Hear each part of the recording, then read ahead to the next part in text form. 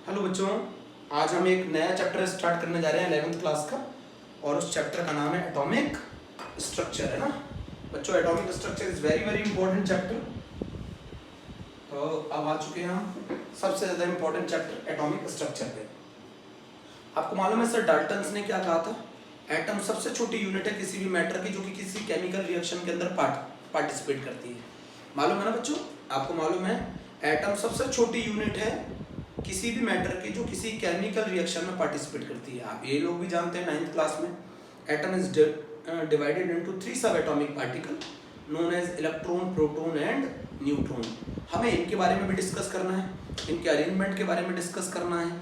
इस चैप्टर के अंदर ये आता है। तो सबसे पहले बेसिक चालू करते हैं। और बेसिक में जो सबसे पहला पॉइंट है, we will discuss internal structure of atom. We will discuss internal structure of atom. We will discuss internal structure of atom. इसमें हम क्या डिस्कस कर रहे हैं? Internal structure of atom discuss कर रहे हैं। तो पॉइंट लिखेंगे, according to sir Dalton's, atom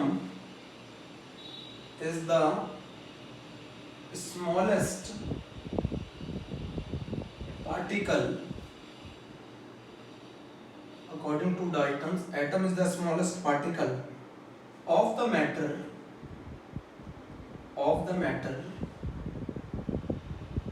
which can directly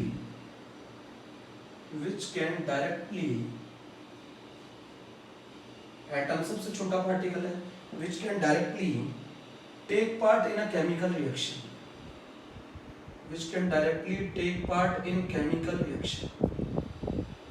atom सबसे छोटा पार्टिकल है जो किसी केमिकल रिएक्शन में पार्टिसिपेट करता है।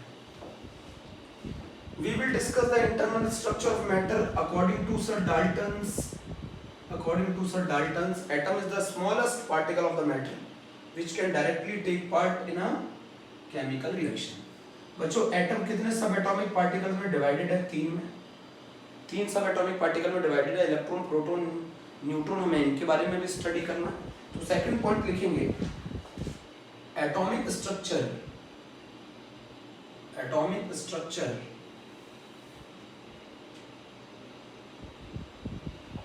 deals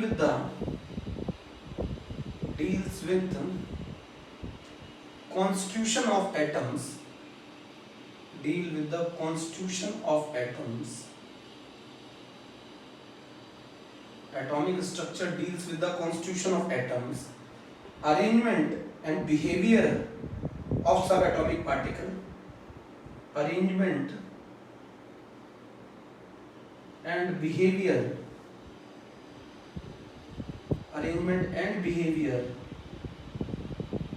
of subatomic particles. Arrangement and behavior of subatomic particles. कौन कौन से subatomic particle? Electron, proton, neutron. जो एटॉमिक स्ट्रक्चर डील करता है कॉन्स्टिट्यूशन ऑफ एटम से, मतलब एक एटम के अंदर कौन कौन से पार्टिकल कंसिस्ट करता है।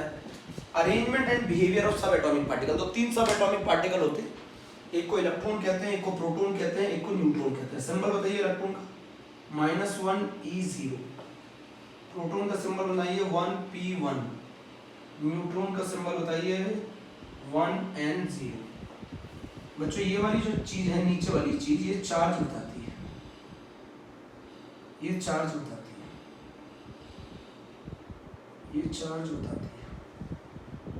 Neutron is a chargeless, proton heavy 1 plus charge.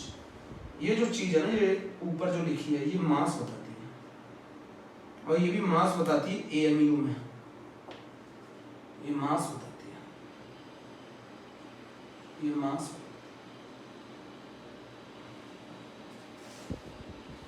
बताती है। अच्छा, आप लोग सभी को मालूम होगा 1 AMU किसके बराबर होता है? 1.66 इंटू 10⁻⁻24 ग्राम के। तो इस 1 AMU के कंपैरिजन में इलेक्ट्रॉन का मास नेग्लिजिबल होता है। प्रोटॉन का मास ये 1 जो है ना, ये 1 AMU है। मास ऑफ न्यूट्रॉन भी is nearly equal to 1 AMU है, बट इस 1 AMU के रिस्पेक्ट में इलेक्ट्रॉन का जो मास होता है वो नेग्लिजिबल होता है। प्रोटॉन और न्यूट्रॉन का जो मास है वो 1 AMU के बराबर है, बट जो इलेक्ट्रॉन का जो मास है वो इस 1 AMU के कंपैरिजन में नेग्लिजिबल है। दैट्स व्हाई यहाँ पे जीरो चार्ज होता है। तो सिंबल ऑफ इलेक्ट्रॉन क्या है? -1 E0। सिंबल ऑफ प्रोटॉन क्या है? 1 P1। सिंबल ऑफ न्यूट्रॉन क्या है? 1 N0, है ना। तो ये ऊपर है, ये चीज क्या बताती है? मास को बताती है, ये मास को बताती है। और जो ये नीचे जो है ये चार्ज को बताती है। तो न्यूट्रॉन चार्जलेस है। तो एटॉमिक स्ट्रक्चर की स्टार्टिंग ऐसे हुई कि एटॉमिक स्ट्रक्चर में हमें ये पढ़ना है, तो कॉन्स्टिट्यूशन ऑफ एटम पढ़ना है, मतलब एटम क्या कंसिस्ट करता है। एटम कंसिस्ट करता है सब एटॉमिक पार्टिकल, जैसे इलेक्ट्रॉन, प्रोटॉन एंड न्यूट्रॉन, जिसमें इलेक्ट्रॉन एक नेगेटिवली चार्ज्ड है, प्रोटॉन एक पॉजिटिव चार्ज और न्यूट्रॉन चार्जलेस है ना।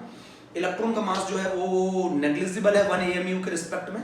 प्रोटॉन का मास 1 AMU है, न्यूट्रॉन का मास भी 1 AMU है। अगर मैं बात करूं, we will discuss internal structure of atom. Atomic structure में हम डील करेंगे इंटरनल स्ट्रक्चर्स ऑफ एटम से। अकॉर्डिंग टू द डाल्टन्स ने ये कहा था कि किसी भी मैटर की जो सबसे छोटी यूनिट है वो एटम है, जो कि एक केमिकल रिएक्शन में पार्टिसिपेट करती है। एटम जो है वो फर्दर 3 डिवाइड होता है 3 सब एटॉमिक पार्टिकल में, जिनको हम इलेक्ट्रॉन, प्रोटॉन और न्यूट्रॉन कहते हैं। इन्हीं के बारे में हमें स्टडी करनी है, इनके अरेंजमेंट के बारे में स्टडी करनी है, इनके बिहेवियर के बारे में स्टडी करनी है। तो इलेक्ट्रॉन का जो मास है वो 1 AMU के रिस्पेक्ट में नेग्लिजिबल माना जाता है। मतलब किसी भी एटम का जो मास आता है वो ड्यू टू न्यूट्रॉन आता है, ड्यू टू प्रोटॉन आता है, बट इलेक्ट्रॉन के कारण नहीं होता, क्योंकि 1 AMU के रिस्पेक्ट में इलेक्ट्रॉन का जो मास होता है वो नेग्लिजिबल होता है। पहले इतनी बात कर लीजिए, इतनी बात करिए, जल्दी से करिए, पहले इतना नोट करिए। इस चैप्टर के अंदर, एटॉमिक स्ट्रक्चर के अंदर, सबसे पहले हमें एटम्स के बिहेवियर, एटम के कॉन्स्टिट्यूट, उनके अंदर जो सब एटॉमिक पार्टिकल है, उनके अरेंजमेंट, उनके बिहेवियर की स्टडी करनी है। आपको कुछ बेसिक चीजें आनी चाहिए, जैसे 1 AMU 1.66 × 10⁻⁻24 ग्राम के बराबर होता है। मास जो होता है न्यूट्रॉन का, मैं फिर बता दूं, मास ऑफ न्यूट्रॉन और मास ऑफ प्रोटॉन में यहां लिख रहा हूं। मास ऑफ प्रोटॉन और mass of neutron is equal, लगभग mass of proton and mass of neutron is लगभग बराबर होता है। और बच्चों ये दोनों मिलाकर कितने होते हैं? 1 AMU के बराबर आता है। सही है। अब हम जो पढ़ने जा रहे हैं वो पढ़ने जा रहे हैं डिस्कवरी ऑफ फंडामेंटल पार्टिकल्स। बच्चों हम पढ़ने जा रहे हैं discovery of fundamental particles. Heading डालें, discovery of fundamental particles, discovery of fundamental particles. तो एक साइंटिस्ट थे G.J. स्टोनी, बता रहा हूं, स्पेलिंग देखते हैं। तो 1 AMU के रिस्पेक्ट में जो मास होता है इलेक्ट्रॉन का वो नेग्लिजिबल होता है, इसलिए वहां 0 लिखा जाता है। तो एटॉमिक स्ट्रक्चर में हमें डील करना है कॉन्स्टिट्यूएंट ऑफ एटम्स, उनके अरेंजमेंट के बारे में, उनके बिहेवियर के बारे में। अब जो हमारी हेडिंग है वो है discovery of fundamental particles, discovery of fundamental particles, discovery of fundamental.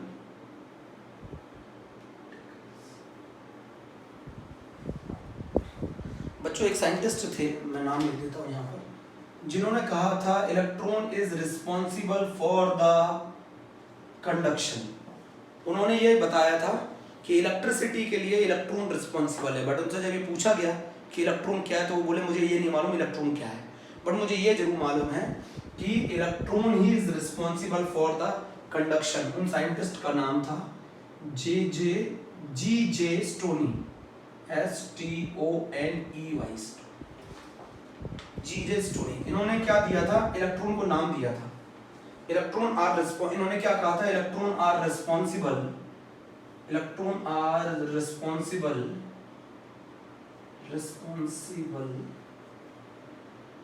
Electron are responsible for electricity और फॉर कंडक्शन। बट इनसे जब ये पूछा गया मतलब इलेक्ट्रॉन नाम किसने दिया था, तो इलेक्ट्रॉन नाम जिस साइंटिस्ट ने दिया था उनका नाम था G.J. स्टोनी। इन्होंने कहा था इलेक्ट्रॉन जो है वो रिस्पॉन्सिबल है फॉर इलेक्ट्रिसिटी और फॉर कंडक्शन।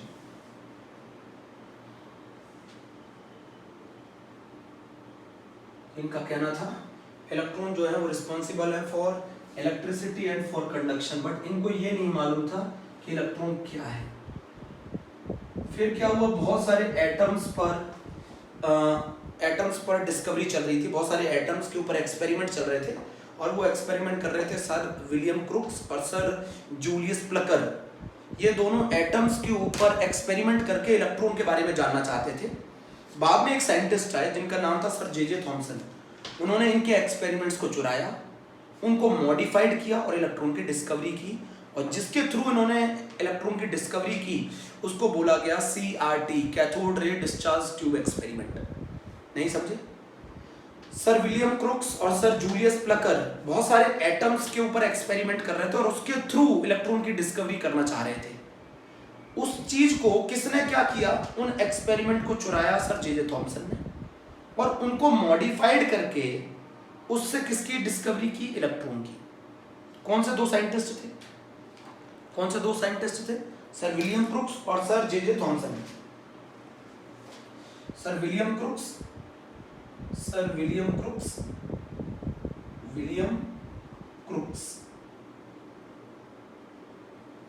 और सर जूलियस प्लकर।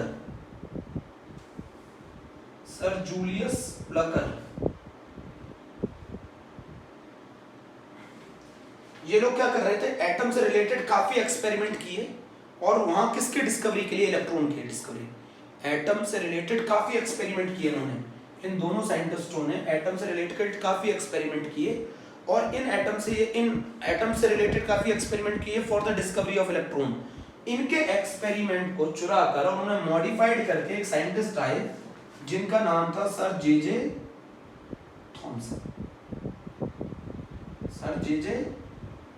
थॉमसन। इन्होंने किसकी डिस्कवरी की? इन्होंने डिस्कवरी की इलेक्ट्रॉन की। सर जे थॉमसन आए जिन्होंने क्या किया, डिस्कवरी ऑफ इलेक्ट्रॉन। एक साइंटिस्ट है जिनका नाम था G.J. स्टोनी। उन्होंने कहा कंडक्शन के लिए और इलेक्ट्रिसिटी के लिए इलेक्ट्रॉन्स आर रिस्पॉन्सिबल। उनसे पूछा गया इलेक्ट्रॉन्स आप जानते हो इलेक्ट्रॉन क्या है? वो बोले मुझे ये नहीं मालूम है इलेक्ट्रॉन क्या है, बट मुझे ये मालूम है कि इलेक्ट्रॉन रिस्पॉन्सिबल होते हैं for the conduction and for the electricity. फिर क्या कर रहे थे सर विलियम क्रुक्स और सर जूलियस प्लकर, एटम से रिलेटेड काफी एक्सपेरिमेंट कर रहे थे, एटम से रिलेटेड काफी एक्सपेरिमेंट कर रहे थे for the discovery of, atom से रिलेटेड काफी एक्सपेरिमेंट कर रहे थे फॉर द डिस्कवरी ऑफ, किसकी डिस्कवरी के लिए, for the discovery of electrons. इनके एक्सपेरिमेंट को यूज करके और मॉडिफाइड करके एक साइंटिस्ट आए जिनका नाम था सर जे थॉमसन, जिन्होंने इलेक्ट्रॉन की डिस्कवरी की, और किसके थ्रू की, cathode ray discharge tube experiment के through. Cathode ray discharge tube experiment के through, cathode ray discharge tube experiment के through.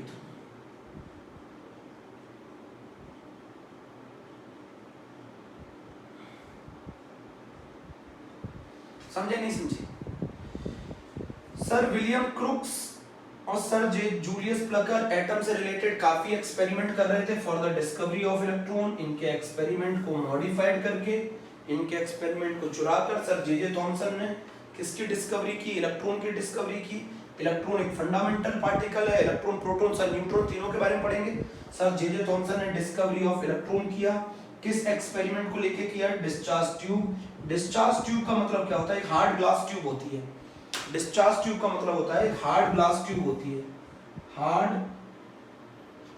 Glass tube consist of two electrode, one is anode, other is cathode, one is anode and one is cathode।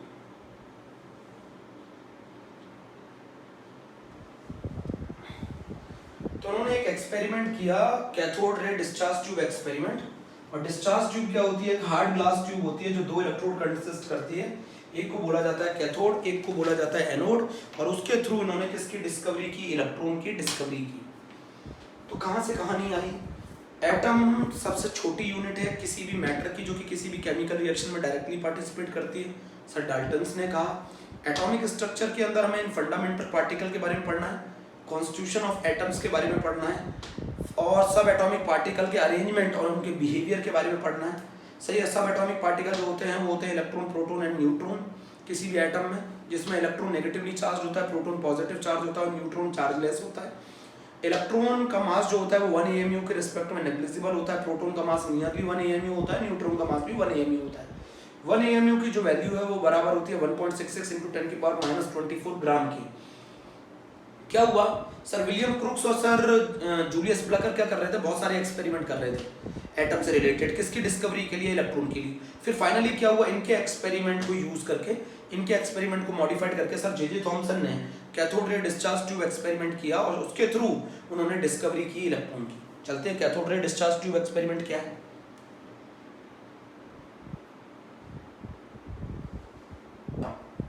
चलते हैं cathode ray discharge tube experiment क्या है। जल्दी से डालो heading, इतना पहले लिख लिया करो, छोटा छोटा बेसिक है, आपने 9th में पढ़ा होगा।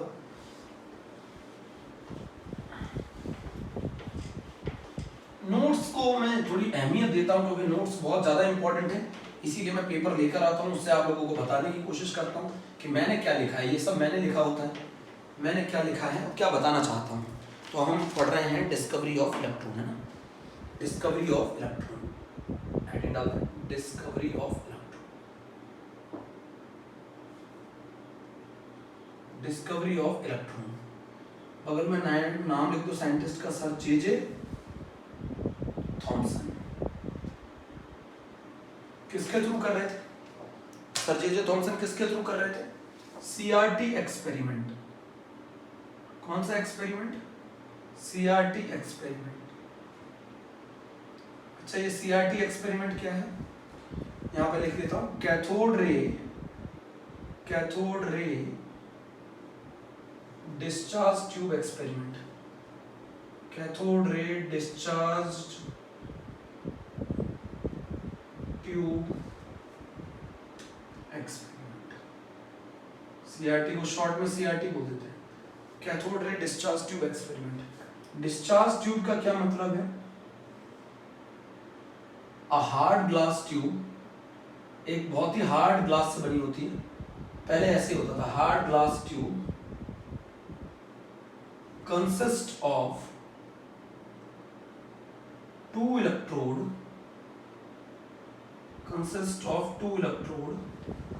ये hard glass tube 2 electrode consist करती है। Hard glass tube consist of 2 electrode, one is cathode which is negatively charged, metal electrode होते हैं, and other is anode।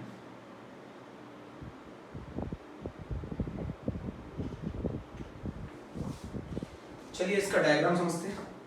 CRT का डायग्राम बनाते हैं, इस तरीके का होता है। यहाँ पर एक वैक्यूम पंप लगा होता है,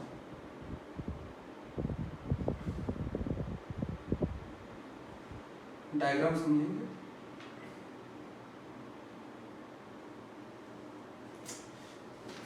तो डायग्राम बनाने में थोड़ा सा टेढ़ा मेढ़ा हो जाता है।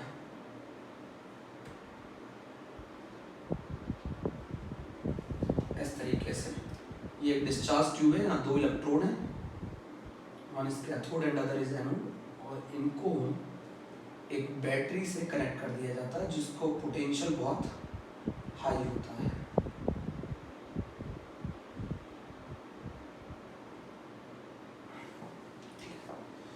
अब ऐसे डायग्राम बना पाऊंगा इस जगह। इसका पोटेंशियल होता है इस बैटरी का 10,000 वोल्ट। ठीक है बच्चों, इसके अंदर गैस भरी होती है। इस डिस्चार्ज ट्यूब के अंदर, ये डिस्चार्ज ट्यूब है बताऊँ, इस डिस्चार्ज ट्यूब के अंदर गैस भरी होती है और वो गैस बहुत ही लो प्रेशर पे होती है। इस डिस्चार्ज ट्यूब के अंदर वो एक गैस भरी होती है और वो गैस बहुत ही लो प्रेशर पे होती है।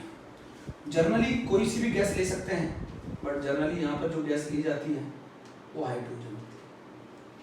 इस डिस्चार्ज ट्यूब के अंदर क्या ले लिया जाती है? हाइड्रोजन। यहाँ एक वैक्यूम पंप लिया जाता है जिसके थ्रू इस गैस का अमाउंट कम किया जाता है, सक कर लिया जाता है, अमाउंट कम कर लिया जाता है इस वैक्यूम पंप के थ्रू। ठीक है, ये जो इलेक्ट्रोड है ये नेगेटिवली चार्ज है। इस नेगेटिव चार्ज इलेक्ट्रोड को कैथोड बोलते हैं। ये पॉजिटिव चार्ज इलेक्ट्रोड है, इसको एनोड बोलते हैं। यहाँ एक मटेरियल की कोटिंग होती है पीछे, इलेक्ट्रोड के पीछे, इलेक्ट्रोड के पीछे एक मटेरियल की कोटिंग होती है और इस मटेरियल की जो कोटिंग होती है इसको बोला जाता है ZnS, जिंक सल्फाइड। एक फ्लोरोसेंट मटेरियल होता है, फ्लोरोसेंट मटेरियल होता है।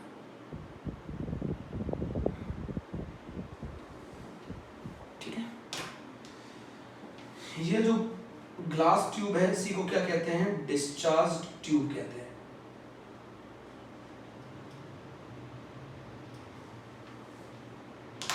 डिस्चार्ज ट्यूब कहते हैं। इसमें जो हाइड्रोजन गैस ली जाती है वो बहुत ही कम प्रेशर पे ली जाती है, 10⁻⁻² mm से 10⁻³ mm के ऑर्डर में ली जाती है।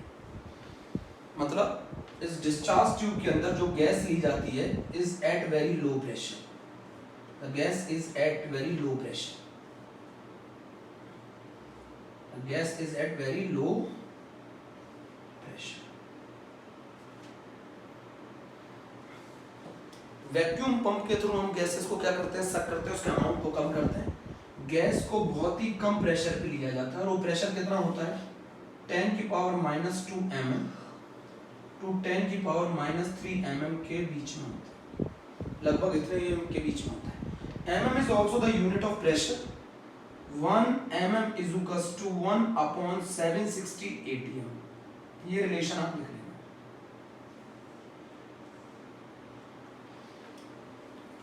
इस एनोड के बाहर, एनोड के पीछे एक कोटिंग की जाती है ZnS की, मतलब इस पर अगर कोई पार्टिकल स्ट्राइक करेगा तो ये ग्लो करने लगता है। ऐसे मटेरियल को बोला जाता है ZnS। कितना पोटेंशियल अप्लाई किया जाता है? 10,000 वोल्ट। तो जैसे ही हम 10,000 volt pressure, 10,000 volt potential apply करते हैं across the electrode, across the electrode जैसे ही हम 10,000 वोल्ट पोटेंशियल अप्लाई करते हैं, 10,000 वोल्ट पोटेंशियल हम जैसे ही अप्लाई करते हैं अक्रॉस द इलेक्ट्रोड, तो हमें क्या दिखाई देता है? कुछ इनविजिबल रेज हैं जो हमें दिखाई देती हैं। कहाँ से निकलती हुई? कैथोड से निकलती हुई और एनोड की तरफ जाती हुई। कुछ इनविजिबल रेज हैं, मैं बताऊंगा ये विजिबल कैसे हुई। कुछ इनविजिबल रेज हैं जो हमें निकलती हुई दिखाई देती हैं, इनविजिबल रेज जो हमें, आप जैसे ही डिस्चार्ज ट्यूब के अक्रॉस बहुत ही हाई पोटेंशियल 10,000 वोल्ट और बहुत ही कम प्रेशर अप्लाई करते हो, जैसे ही आप डिस्चार्ज ट्यूब के अक्रॉस बहुत ही हाई वोल्टेज और बहुत ही कम प्रेशर अप्लाई करते हो तो कुछ इनविजिबल रेज निकलती हुई दिखाई देती हैं जो कैथोड से निकल रही होती हैं और एनोड की तरफ मूव कर रही होती हैं। इनविजिबल रेज, कुछ इनविजिबल रेज जो कैथोड से निकलती हैं और किसकी तरफ मूव करती हैं? जो इनविजिबल रेज जो कैथोड से निकल रही हैं और एनोड की तरफ मूव कर रही हैं। इनविजिबल कैथोड रेज कह सकते हैं, इनविजिबल कैथोड रेज कह सकते हैं इन रेज को, इन रेज को कह सकते हैं इनविजिबल कैथोड रेज। ये सेटअप है डिस्चार्ज ट्यूब का। इनविजिबल कैथोड रेज जो कि कैथोड से निकल रही है और एनोड की तरफ जाती हुई दिखाई दे रही है। ये पहले हम लोगों ने एक सेटअप किया है।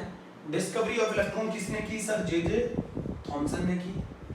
सर जे थॉमसन ने ये जो इलेक्ट्रॉन की जो डिस्कवरी की, ये सर विलियम क्रुक्स और सर जूलियस प्लकर जो एटम्स के ऊपर एक्सपेरिमेंट कर रहे थे और उसके थ्रू डिस्कवरी ऑफ इलेक्ट्रॉन पता लगा रहे थे, उनके एक्सपेरिमेंट को यूज करके, उनको मॉडिफाइड करके इन्होंने डिस्कवरी की। उन्होंने क्या किया? एक CRT यूज किया, cathode ray discharge tube experiment. तो डिस्चार्ज ट्यूब क्या आपको समझ में आया? एक हार्ड ग्लास ट्यूब है जिसमें दो मेटल के इलेक्ट्रोड कंसिस्ट करते हैं, एक एनोड एक कैथोड। कैथोड नेगेटिवली चार्ज होता है और एनोड हमारा पॉजिटिवली चार्ज होता है। ठीक है, फिर इसके अंदर हम एक कोई सी भी गैस ले सकते हैं, असली में ये गैस के ऊपर डिपेंड नहीं करता कैथोड रेज। तो जो आपको बताऊंगा आगे जाकर, कैथोड रेज का जो cathode rays is independent of nature gas. आप किसी भी गैस को ले सकते हैं, बट इसको अच्छे से समझने के लिए आप हाइड्रोजन गैस को लिया गया और उस गैस को बहुत ही कम प्रेशर पे लिया गया। आपको बताता हूँ क्यों। Gases are very poor conductor of electricity, सही है, at very high pressure. But when the pressure is low the gases conduct electricity. तो गैसेस कंडक्ट करती हैं इलेक्ट्रिसिटी जब उनका प्रेशर कम होता है। बट गैसेस बहुत, अगर आपने उनको बहुत हाई प्रेशर पे ले लिया तो they are very bad conductor of electricity. तो गैसेस कंडक्ट कब कर सकती है इलेक्ट्रिसिटी? जब आप उनको किस पर लेंगे? बहुत ही लो प्रेशर पे लेंगे। आपको बता दूं, गैसेस को अगर आप लो प्रेशर पे लोगे तो गैसेस के एटम एक दूसरे से दूर होंगे, उनको आयोनाइज करना आसान है। अगर आपने ज़्यादा प्रेशर ले लिया, ज़्यादा प्रेशर ले लिया मतलब ज़्यादा अमाउंट ऑफ गैस ले ली, ज़्यादा अमाउंट ऑफ गैस ले ली तो उसको आयोनाइज करने के लिए ज़्यादा पोटेंशियल चाहिए। ज़्यादा पोटेंशियल चाहिए तो आपको जो पोटेंशियल 10,000 वोल्ट है वो लगभग आपको 2-3 लाख वोल्ट की आवश्यकता पड़ेगी। मतलब गैसेस बहुत ही पुअर कंडक्टर होती है इलेक्ट्रिसिटी की। अगर आपने उनका अमाउंट ज़्यादा ले लिया तो उनको आयोनाइज करने के लिए आपको बहुत ज़्यादा पोटेंशियल की आवश्यकता पड़ेगी, और वो पड़ेगी 2 से लेकर 3 लाख वोल्ट तक की। तो अगर हम पोटेंशियल को बढ़ा, इतना पोटेंशियल कैसे अप्लाई करेंगे? इससे बढ़िया उन्होंने क्या किया, उन्होंने इस गैस के अमाउंट को कम कर दिया with the help of vacuum pump. जब गैस का अमाउंट कम कर दिया तो अब उनको आयोनाइज करने के लिए पोटेंशियल की भी कम आवश्यकता पड़ेगी, इसीलिए अब जो पोटेंशियल दिया गया वो 10,000 वोल्ट। गैसेस बहुत ही पुअर कंडक्टर होती है इलेक्ट्रिसिटी की। अगर गैसेस को हमें आयोनाइज करना है तो बहुत ही हाई पोटेंशियल अप्लाई करना पड़ेगा, इसीलिए गैस का प्रेशर कम किया गया, उनके अमाउंट को कम किया गया और बहुत ही हाई पोटेंशियल अप्लाई किया गया, जिसके अप्लाई करते ही गैसेस क्या करने लगी? जनरेट करने लगी इलेक्ट्रिसिटी, कंडक्ट करने लगी इलेक्ट्रिसिटी। ये कहानी है। तो इतनी पहले चीज लिख ली जाए, उसके बाद में आगे चलूंगा। इतना पहले लिख लिया जाए। Cathode ray discharge tube experiment, CRT है 10⁻² mm 10⁻³ mm। Cathode, anode, ZNS fluorescent material, invisible cathode rays जो कि कैथोड से निकलती हुई दिखाई दे रही है, एनोड की तरफ जाती हुई दिखाई दे रही है। अब आगे की कहानी को हम लेके चलते हैं। मैं अगला पॉइंट इंपॉर्टेंट लिख दूं यहाँ पे, इतना लिख लिया। अरे धीरे धीरे समझेंगे, तो पहला टर्न है, मैं भी थोड़ा सा एकदम रिदम में आ जाऊं पहले टर्न में पढ़ा कर। तो मैं जो पॉइंट लिख रहा हूं उनको लिख लेगा। गैसेस, यहां लिख रहा हूं, gases are poor conductor of electricity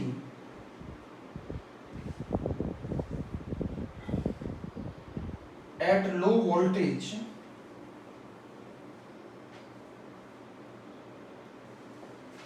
but good conductor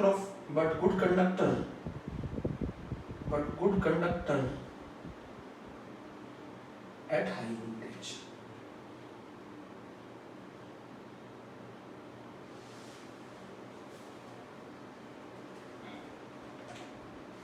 ठीक है, पहला पॉइंट तो ये है, गैसेस बहुत ही पुअर कंडक्टर ऑफ इलेक्ट्रिसिटी होती है लो वोल्टेज पर, but gases are good conductor of electricity at high voltage. दूसरा पॉइंट ये है, gases at low pressure, common सी बात है, लो प्रेशर गैसेस, प्रेशर कम कब आएगा? जब गैसेस कम होंगी। तो गैसेस कम होंगी तो दूर दूर होंगी, दूर दूर होंगी तो उन्हें आयोनाइज करना आसान है। तो gases at low pressure easily ionize and conduct electricity अभी समझा रहा हूं।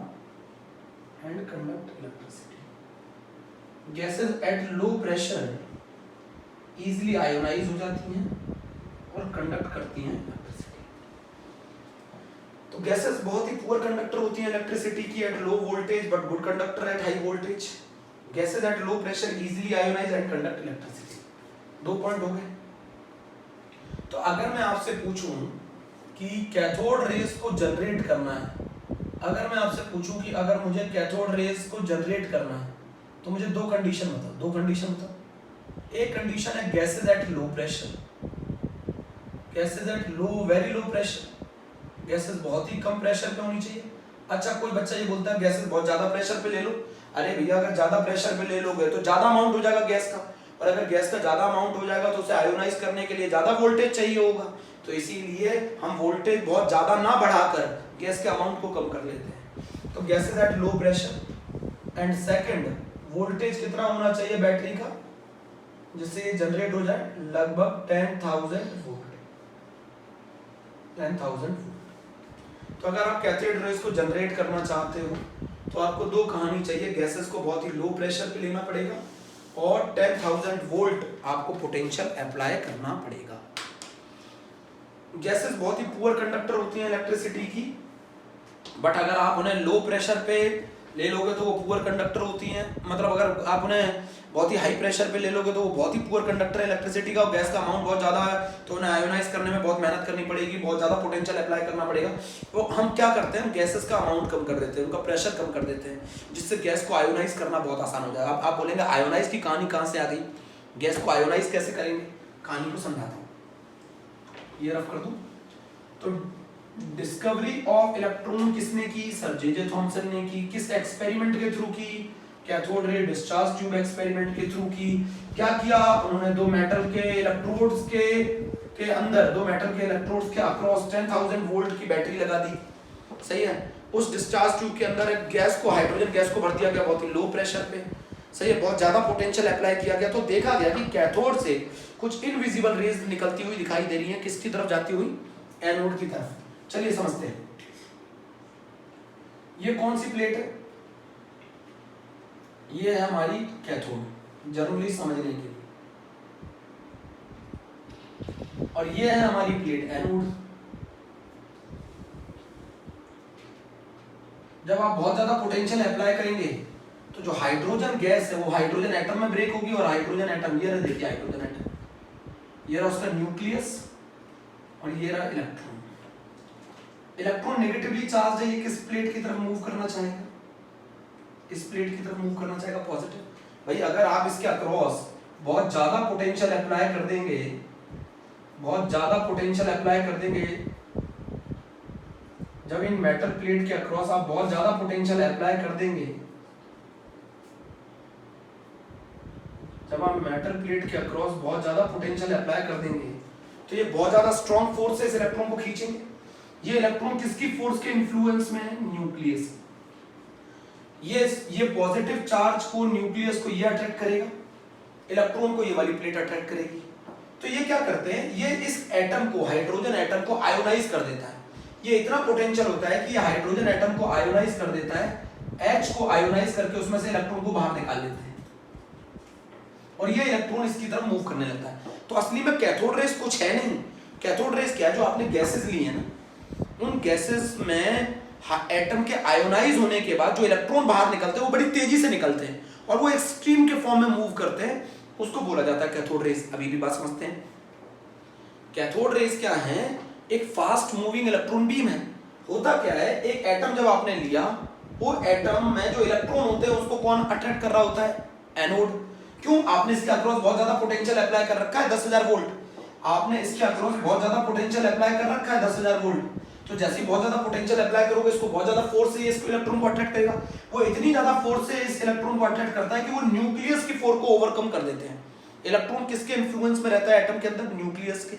न्यूक्लियस उसे क्या करता है, इलेक्ट्रॉन को बांधे रखता है, बांधे रखता है। जैसे ये प्लेट बहुत ज्यादा फोर्स से इसको खींचेगी तो ये जो न्यूक्लियस का अट्रैक्शन है ये ब्रेक हो जाएगा, इलेक्ट्रॉन इस एटम से बाहर निकल आएगा और किस प्लेट की तरफ मूव करने लगेगा, एनोड की तरफ मूव करने लगेगा। ऐसे उस गैस के अंदर हाइड्रोजन जो गैस है उसके अंदर एक ही तो हाइड्रोजन एटम नहीं है, बहुत सारे हाइड्रोजन एटम है, और बहुत सारे हाइड्रोजन एटम है, बहुत सारे हाइड्रोजन एटम आयोनाइज होकर क्या देते हैं, इलेक्ट्रॉन देते हैं। और ये सब इलेक्ट्रॉन किस प्लेट की तरफ मूव करते हैं, एनोड की तरफ मूव करते हैं। इन्हीं को बोला गया कैथोड रेस, इन्हीं को बोला गया कैथोड रेस। अभी और चलते हैं, मान लीजिए इस तरीके से बहुत सारे हाइड्रोजन एटम है, बहुत सारे हाइड्रोजन एटम है और उनके अंदर बहुत सारे इलेक्ट्रॉन है, और ये इलेक्ट्रॉन सब उस एटम से बाहर आके किस प्लेट की तरफ मूव कर रहे हैं, उस प्लेट की तरफ, किस प्लेट की तरफ मूव कर रहे हैं, एनोड की तरफ मूव कर रहे हैं। और जब ये एनोड की तरफ मूव करते हैं एक बीम के फॉर्म में, इसी को कैथोड रेस बोला गया। तो असली में कैथोड रेस कैथोड से जनरेट नहीं हो रही है। फॉर एग्जांपल मैं आपको बता रहा हूं, कैथोड रेस कैथोड से जनरेट नहीं हो रही है। जब आप बहुत ज्यादा पोटेंशियल अप्लाई करते हैं अक्रॉस द इलेक्ट्रोड, जब आप बहुत ज्यादा पोटेंशियल अप्लाई करते हैं अक्रॉस द इलेक्ट्रोड, तो वो गैस फर्स्ट आयोनाइज होती है अपने एटम्स में, और उन एटम में जो इलेक्ट्रॉन होते हैं वो उस एटम से बाहर निकल के आ जाते हैं और वो किस प्लेट की तरफ मूव करने लग जाते हैं, एनोड प्लेट की तरफ मूव करने लग जाते हैं। इन्हीं एटम्स के जो मूवमेंट है, बहुत फास्ट मूवमेंट होता है, इसी को बोला जाता है कैथोड रेस, इसी को बोला जाता है कैथोड रेस। अभी फिर कहानी को समझते हैं। मैंने क्या बोला, आज असली में आपने लिया क्या, सुनना मेरी बात सुनना, हाइड्रोजन गैस ली। हाइड्रोजन गैस फर्स्ट आयोनाइज होती है किसमें, H2+ +1 इलेक्ट्रॉन में, फिर H2+ अगले स्टेप में फिर आयोनाइज होता है किसमें, 2H+ +1 इलेक्ट्रॉन में। दोनों को अगर मैं जोड़ दो इक्वेशन को, तो नेट इक्वेशन क्या बनेगी, H2 changes into 2H plus 2 electron. तो आपको मैं बताना चाहता हूं हाइड्रोजन जो गैस है वो H और H से मिलकर बनी है।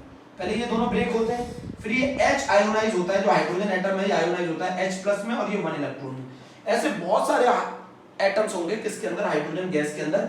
और जब ये बहुत सारे इलेक्ट्रॉन मूव करते हैं एनोड प्लेट की तरफ, तो ये बनाते हैं कैथोड रेज, ये बनाते हैं कैथोड रेज। समझे नहीं बनाते? आप ये समझो जब आप बहुत ज्यादा पोटेंशियल अप्लाई करते हो अक्रॉस द मेटल इलेक्ट्रोड, तो ये इन इलेक्ट्रॉन को कौन अट्रैक्ट करेगा, एनोड की प्लेट अट्रैक्ट करेगी बहुत ज्यादा फोर्स से। जितना ज्यादा पोटेंशियल अप्लाई करोगे उतना ज्यादा फोर्स से ये इसको अट्रैक्ट करेगी। जब ये इसको अट्रैक्ट करेगी तो इन इलेक्ट्रॉन को एटम से बाहर ले आती है, इन इलेक्ट्रॉन को एटम से बाहर निकाल लेती है। इसका मतलब एटम आयोनाइज हो गया, एटम आयोनाइज हो गया। एटम जब आयोनाइज हो जाता है तो उसमें से जो इलेक्ट्रॉन होते हैं वो इलेक्ट्रॉन किस प्लेट की तरफ मूव करने लगते हैं, एनोड की तरफ मूव करने लगते हैं। तो वो एक बीम के फॉर्म में मूव करते हैं, जिसकी वजह से उन्हें बोला गया कैथोड रेज, जिसकी वजह से उन्हें बोला गया कैथोड रेज। आप यहां पर किसी इनको आप ये समझो, इनको पॉजिटिव चार्ज इससे मतलब नहीं है कि न्यूक्लियस किस तरफ मूव कर रहा है। इलेक्ट्रॉन की डिस्कवरी में इलेक्ट्रॉन से मतलब था, आप किसी भी गैस को ले लो, उस गैस में जो इलेक्ट्रॉन होंगे वो उस एटम से बाहर आ जाएंगे, वो गैस आयोनाइज हो जाएगी। जैसे मान लो आपने ऑक्सीजन गैस ली, तो उसमें O क्या होगा, O आयोनाइज होने के बाद क्या देगा, इलेक्ट्रॉन।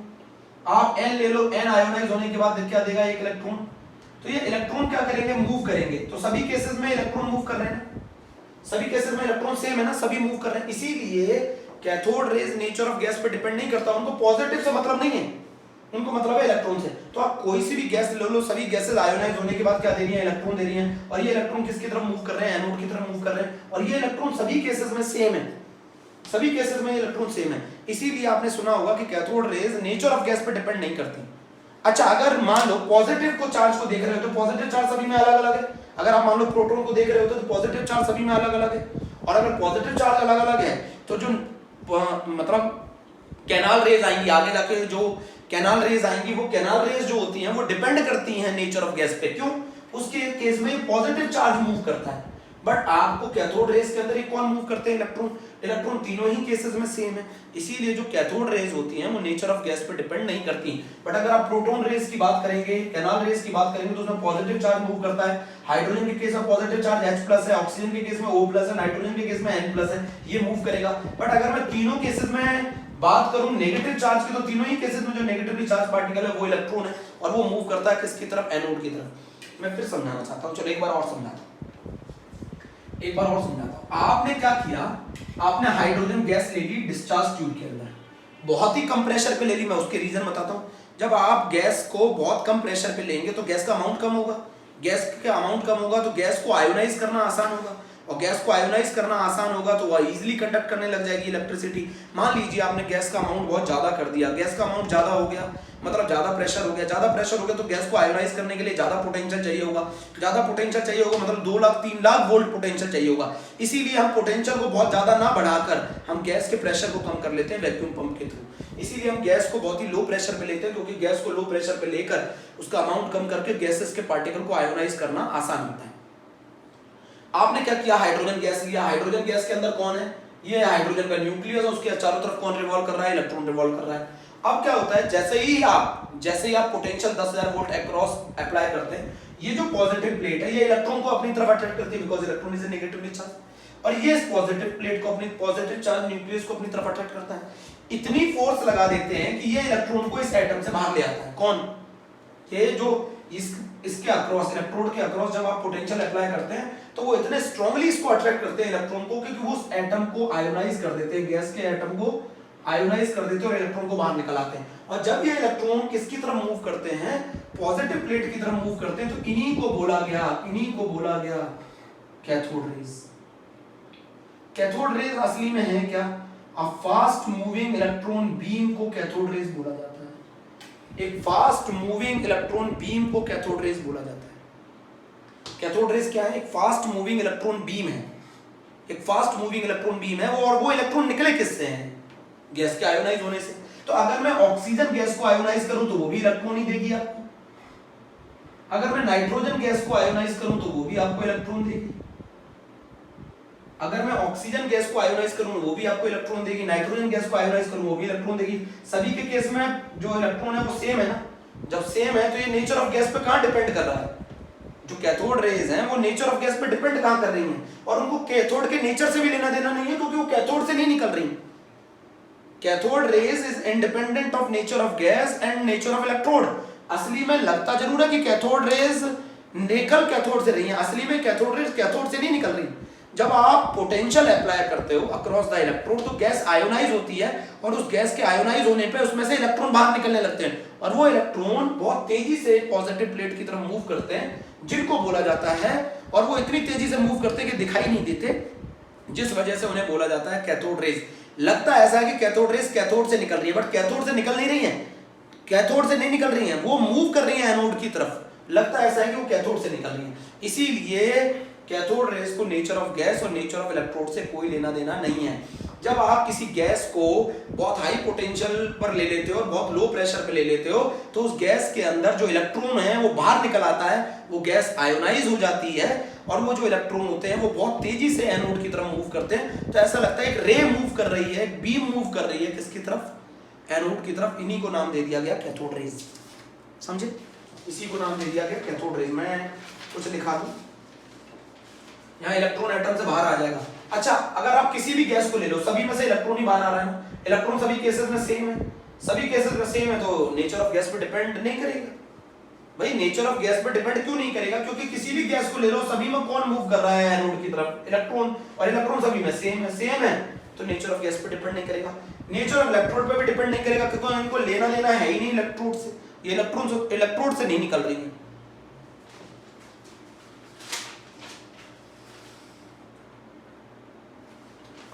मैं यहां पॉइंट लिखूं, the electrical discharge through gases, the electrical discharge through gases could be observed, the electrical discharge through gases could be observed, the electrical discharge through gases could be observed at very low pressure, and very high voltage, at very low pressure and very high voltage, when sufficiently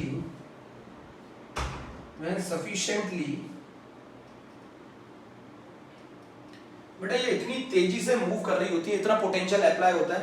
एक kinetic energy का formula होता है बच्चों, मैं आपको बता दूं, ये फिजिक्स में पढ़ेंगे आप, QV फॉर्मूला होता है काइनेटिक एनर्जी का। इतना हाई पोटेंशियल होता है ये कि इनकी काइनेटिक एनर्जी चार्ज पार्टिकल की इतनी ज्यादा होती है कि ये इस प्लेट को पेनिट्रेट तक कर सकती हैं, आर पार चली जा सकती है। इसीलिए आपने देखा होगा जब डिस्चार्ज ट्यूब का हमने ऐसे सेटअप बनाया था, ऐसे हमने डिस्चार्ज ट्यूब का सेटअप बनाया था, और इस डिस्चार्ज ट्यूब में जब ये इलेक्ट्रॉन की बीम मूव करेंगी, हमने यहाँ एक ZNS लगाया था, फ्लोरोसेंट मटेरियल। तो मैंने बोला था हमें ये तो इनविजिबल रेज है, हमें कैसे मालूम चली कि ये एनोड की तरफ मूव कर रही हैं? तो ये इनविजिबल रेज जैसे ही जाके इससे टकराई, जैसे ही इन्होंने एनोड को आर पार करके ZNS की स्क्रीन से जैसे ये टकराई, ये ZNS की स्क्रीन ग्लो कर गई। बेटा ये इतना आपको मालूम है ना, काइनेटिक एनर्जी का फॉर्मूला होता है QV, Q चार्ज होता है, V पोटेंशियल होता है। जितना ज्यादा पोटेंशियल अगर आप अप्लाई करोगे अक्रॉस द प्लेट, उतना ज्यादा काइनेटिक एनर्जी होगी। ये इतनी तेजी से मूव कर रही होती हैं कि ये इस एनोड के आर पार निकल जाती है, इस एनोड को पेनिट्रेट कर जाती है। इस एनोड को पेनिट्रेट करने के बाद ये ZNS की स्क्रीन से स्ट्राइक करती हैं, ZNS की स्क्रीन जो है वो ग्लो करती है। तो हमें मालूम चलता है कि यहाँ से कैथोड से एनोड की तरफ कुछ आ रहा है, कुछ रेज आ रही हैं। फिर और एक्सपेरिमेंट किए गए तो इनकी प्रॉपर्टीज पता लगाई गई। कैथोड से एनोड की तरफ कुछ आ रहा है, कैसे मालूम चला?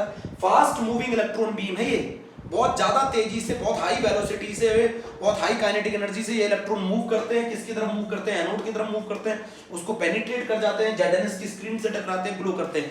इनविजिबल है, हमें कैसे मालूम चला ये एनोड की तरफ जा रहे हैं? क्योंकि एनोड के पीछे जो हमने ZNS स्क्रीन लगाई थी वो एक फ्लोरोसेंट मटेरियल था, उससे जैसे ही स्ट्राइक करेंगे वो ग्लो करेगा। तो हमें मालूम चला कि कैथोड से एनोड की तरफ कुछ रेज आ रही है, समझे?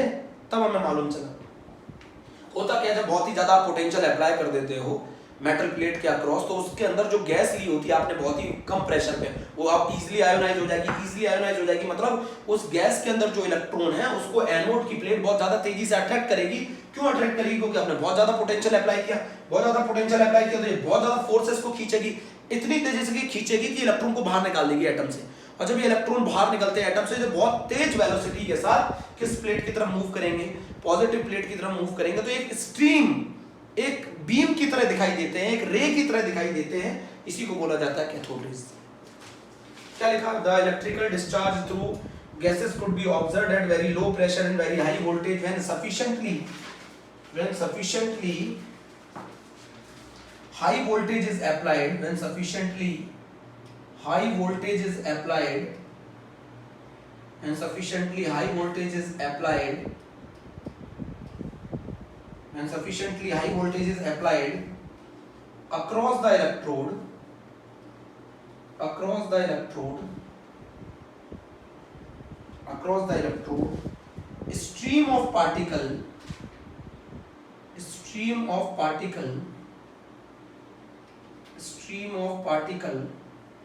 start flowing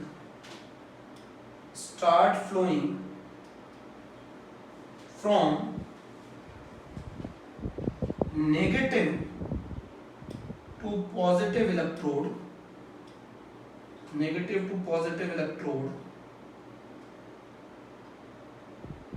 termed as cathode rays। अब अगले टर्म में मैं पढ़ाऊंगा आपको प्रॉपर्टीज ऑफ कैथोड रेज। कुछ समझ में आया हो तो मुझे बताना।